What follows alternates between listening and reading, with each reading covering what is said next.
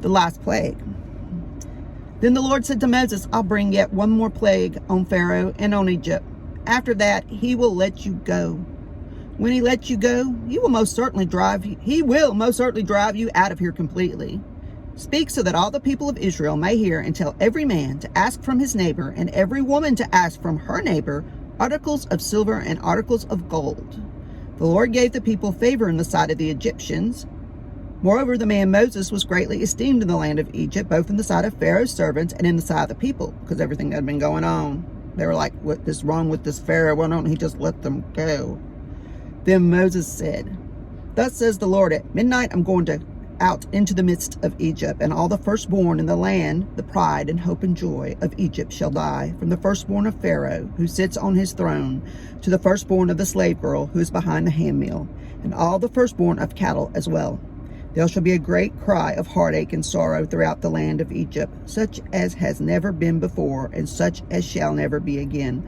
But not even a dog will threaten any of the Israelites, whether man, animal, so that you may know and acknowledge how the Lord makes a distinction between Egypt and Israel. All these servants of yours will come down to me and bow down before me, saying, Get out, you and all the people who follow you. After that I will leave. And he left Pharaoh in the heat of anger.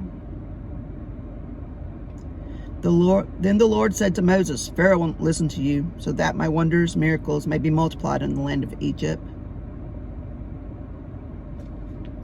So all the miracles Moses and Aaron did before Pharaoh never fazed him. He was dead set on his own. One would say that Pharaoh probably had narcissistic personality disorder. The Passover lamb. The Lord told Moses, this month shall be the beginning of the months to you. It is to be the first month of the year to you. Get all the people, and on the 10th day of this month, they're going to take a lamb or a young goat for themselves, according to the size of their household, of which he is the father, a lamb or a young goat, each household. Now, if the household is too small for a lamb to be eaten all at once, let him go next door with his neighbor and take one according to the number of people in the house. So y'all could divide the lamb.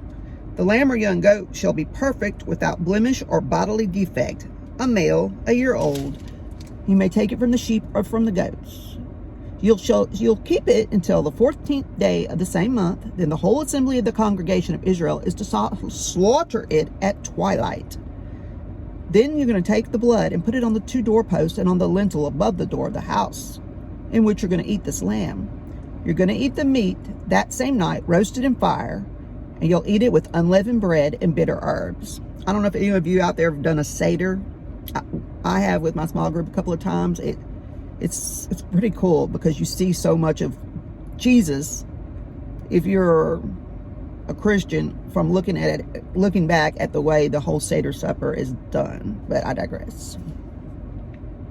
Do not eat any of it raw or boiled in water, just roasted in fire, both its head and its legs, along with its inner parts. You shall let none of the meat remain until morning, or anything that remains left over until morning. You shall burn completely in the fire. Now you are to eat it in this manner. Be prepared for a journey with your loins girded, that is, with the outer garment tucked into the band, like you're ready to go. Dressed and ready to go, shoes on your feet, staff in your hand. You shall eat it quickly. It's the Lord's Passover. For the Lord will pass through the land of Egypt on this night, and will strike down all the firstborn in the land of Egypt, both man and animal. Against all the gods of Egypt I will execute judgments, exhibiting their worthlessness. I am the Lord. The blood shall be a sign for you on the doorpost of the houses where you live. When I see the blood, I shall pass over you, and no affliction shall happen to you to destroy you when I strike the land of Egypt.